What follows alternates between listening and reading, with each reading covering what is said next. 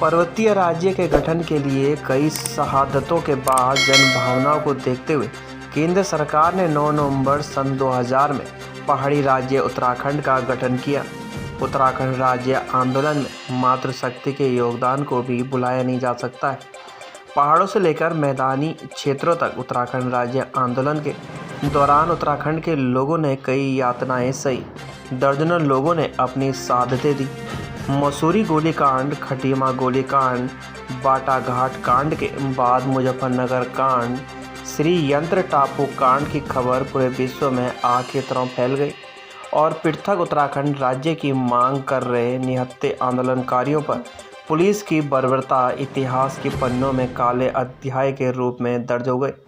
उत्तराखंड राज्य के गठन को आज 22 वर्ष पूरे हो रहे हैं और इसी दौरान क्या सपनों का उत्तराखंड मिल पाया है, इसी को लेकर राज्य आंदोलनकारियों की आज क्या धारणा है, देखिए। 22 वर्ष पूरे हो चुके हैं उत्तराखंड बनने के, क्या खोया क्या पाया इस बार?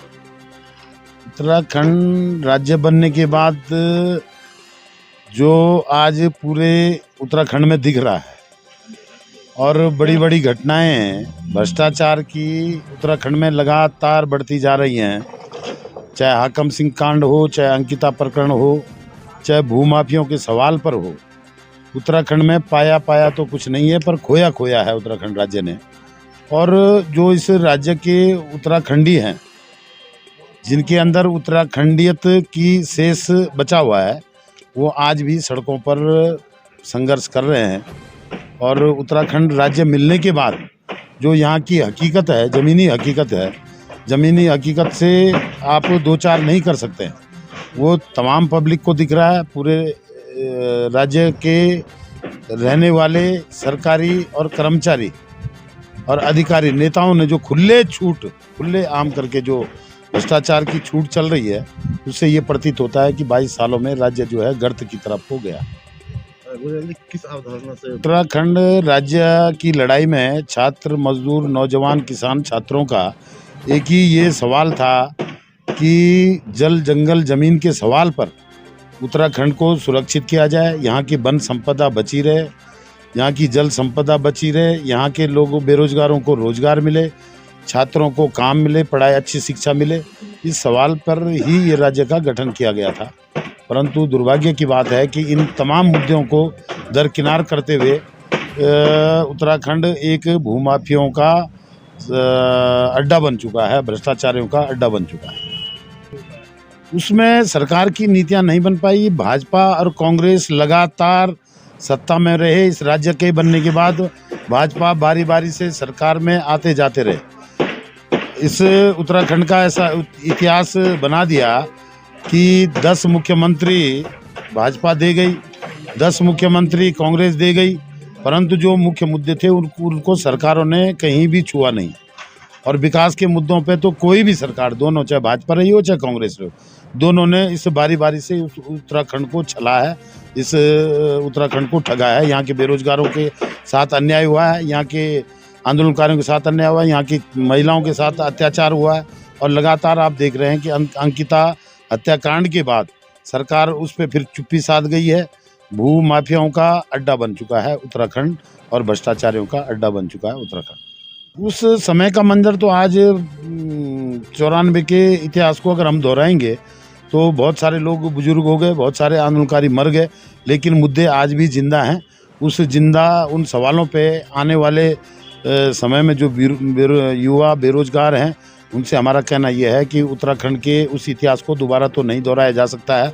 या तो यहाँ का युवा, यहाँ की महिलाएं, यहाँ की युवा शक्ति अगर आ गया है तो उस आंदोलन को दोबारा दोहराया जा सकता है। राज्य आंदोलनकारी देवी गोदियाल ने बताया कि जिस अवधारणा के लिए उत्तराखंड राज्य का गठन किया गया था, वह आज तक पूरा नहीं हो पाया है और उत्तराखंड का निवासी आज खुद को ठगा महसूस कर रहा है। इस अवसर पर राज्य आंदोलनकारी और पूर्व पालिका अध्यक्ष मनमोहन सिंह मल ने बताया कि जल, जंगल और जमीन के लिए उत्तराखंड राज्य आंदोलन किया गया था और उसमें सभी ने बढ़ चढ़ कर भागीदारी की थी। लेकिन आज उत्तराखंड में अफसरशाही हावी है। यहाँ के लोगों ने कई यातनाएं सही, कई लोगों ने अपने शहादतें भी दी, लेकिन 22 वर्ष बीत जाने पर भी सपनों का उत्तराखंड नहीं बन पाया है। अन्य राज्य आंदोलनकारी विजेंद्र पुंडीर ने बताया कि प्रदेश में पलायन सबसे बड़ी समस्या है और आज गांव के गांव खाली हो चुके हैं। 22 वर्षों के बाद भी स्वास्थ्य, शिक्षा, सड़क जैसी मूलभूत सुविधाओं से प्रदेश के लोग वंचित हैं। मसूरी से नीरज सिंह की रिपोर्ट। दूसरा बढ़िया प्रश्न पूछा प्रेस के साथियों ने कि 22 साल में क्या खोया क्या पाया। अब अगर आप 22 साल पीछे 94 के आंदोलन में जाएंगे तो उस समय आम जनमानस की क्या सोच थी, किसी बोली भाषा, किसी जाति, किसी धर्म की क्या एक भावना थी कि उत्तराखंड राज्य बनेगा, शिक्षित बेरोजगारों को नौकरियां मिलेगी, बहुत कुछ विकास होगा, उत्तराखंड की राजधानी पर्वतीय क्षेत्र में होगी जहां से पूरे क्षेत्र का विकास होगा, पहाड़ी क्षेत्र का।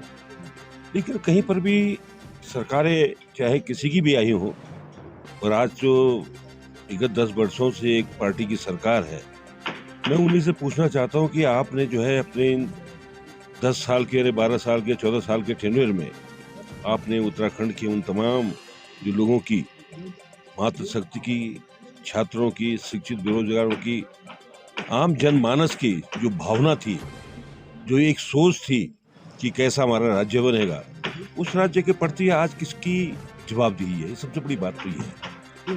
तो क्या सोच उस समय थी, किस चीज को लेकर के लोगों ने सड़कों पर बिना आह्वान के, बिना नेता के आह्वान पर जो है आंदोलन चलाया, और आंदोलन चलाने के बाद जो है 2000 में जब राज्य बना तो लोगों को बड़ी खुशी हुई कि चलो एक राज्य बन गया, अपना राज्य है, अपनी बातें होंगी, अपना विकास होगा, अपने लोगों का नौकरियां मिलेंगी। लेकिन आज कहीं पर भी, धरातल पर भी कहीं कोई ऐसी बात नहीं कि जिससे कि आज जनमानस इस बात को कह सके नहीं साहब ये बात तो हुई है। हम 2 सितंबर मसूरी में गोलीकांड को याद करते हैं 1994 में, लेकिन उसमें भी राजनीति हो जाती है। उसमें जो है मंच से ये नहीं बोलने दिया जाता है कि हमने क्या खोया क्या पाया। तो जब ऐसी भावना को लेकर के कोई चलेगा, कोई पार्टी चलेगी, कोई व्यक्ति चलेगा, तो प्रदेश का कैसे हम विकास करेंगे? आप ये लगा लो कि जब आपने ग्रीष्मकालीन राजधानी की घोषणा कर दी कि हम ग्रीष्मकालीन राजधानी वहाँ चलाएंगे, आप एक दिन वहाँ नहीं गए। मैं तो धन्यवाद देना चाहता हूँ उस विजय बहुगुणा को जिसने वहाँ राजधानी बनाई, सचिवालय बनाया, सब कुछ बनाया, अरबों रुपए वहाँ खर्च करे, उसके बावजूद वे हम जाने को वहाँ तैयार। शीतकालीन सत्र की बात होती है, शीतकालीन सत्र में लोग ठंड के मारे नहीं कि साहब वहाँ ठंडा है इसलिए हम नहीं जा सकते। जब तक ये ब्यूरोक्रेट इन्हें घुमाता रहेगा तब तक इस उत्तराखंड का विकास नहीं होगा। जिन अपेक्षाओं को लेकर, जिन उम्मीदों को लेकर उत्तराखंड राज्य की स्थापना के लिए लोगों ने संघर्ष किया, अपनी जान देकर अपनी कुर्बानियाँ दी, आज लगभग सभी लोग अपने को ठगा महसूस कर रहे हैं। क्योंकि जो पहाड़ों की स्थिति आज जस की तस बनी हुई है, आज ही पहाड़ों में न बिजली है, न पानी है, न सड़कों की सुविधा है, शिक्षा स्वास्थ्य की तो सबसे बुरा हाल है। और सबको पता है कि पूरे पहाड़ से पलायन लगातार जारी है, गांव के गांव खाली हो रहे हैं। तो आखिर इस राज्य को बनाकर हमने क्या पाया? जो भी राजनीतिक दल सत्ता में रहे हैं उन्होंने सिर्फ मैदानी क्षेत्रों का विकास किया है, पहाड़ी को बिल्कुल भी ध्यान नहीं दिया, जिससे नहीं लगता कि जो हमारे सपने थे, जो आंदोलनकारियों के सपने थे, शहीदों के सपने थे, वो कहीं साकार होते दिख रहे हैं। सर, जल जंगल जमीन की लड़ाई को लेकर उत्तराखंड राज्य में गठन किया गया था, कहाँ तक पूरा हो चुका है? जल जंगल जमीन का वही तो मैं बात कर रहा हूँ। पहाड़ के लोगों में जल रहा, ना जंगल रहा, ना जमीन रही। सारे मैदानी, यहाँ से लेकर बद्रीनाथ, केदारनाथ तक, मोदी, यमुनोत्री तक पूरे मैदानी क्षेत्र के लोगों ने ज़मीन खरीद ली। यहाँ के लोगों ने तो अपनी ज़मीन बेचकर उसी में जो है चौकीदारी करने की नौबत आ गई। ये राज्य बन के मिला है। राज्य आंदोलन के दौरान कई लोगों ने यात्राएं सीखी हैं, आप भी इसमें शामिल थे, तो उस समय को याद करके क्या आपके दिल में? उस समय तो बहुत ज़्यादा लोगों में उल्लास था। ये किसी पॉलिटिकल पार्टी का आंदोलन नहीं था, ये स्वतःस्फूर्त आंदोलन था। इसलिए था कि हर जनता के मन में ये बात बैठ गई थी कि अगर राज्य बनेगा तो हमारे बच्चों का भविष्य अच्छा होगा, उनको नौकरियां मिलेंगी, उनके क्षेत्र का विकास होगा। लेकिन आज 22 साल पूरे होने के बाद भी स्थिति में कोई बदलाव नजर नहीं आ रहा। इसलिए अब आंदोलनकारियों में निराशा नजर आ रही है। आज जो कई कांड हुए हैं, जैसे मुजफ्फरनगर कांड था, गोलीकांड, कटिमा गोलीकांड, इसमें जो लोग दोषी पाए गए, जिनको अब तक की सजा नहीं मिल पाई है, वो लोग खुले घूम रहे हैं। आज भी 22 साल बाद भी हमें ये नारा लगाना पड़ा कि शहीदों हम शर्मिंदा हैं, तुम्हारे कातिल जिंदा हैं। जिन्होंने राज आंदोलन को गोलियाँ चलाई, जिन्होंने यहाँ की महिलाओं के साथ दुराचार किया, आज भी वो खुलेआम घूम रहे हैं। तो जब उनको न्याय नहीं मिल पा रहा तो कैसी अपेक्षा करें कि इस राज्य में हम लोग जो है आगे बढ़ सकते हैं।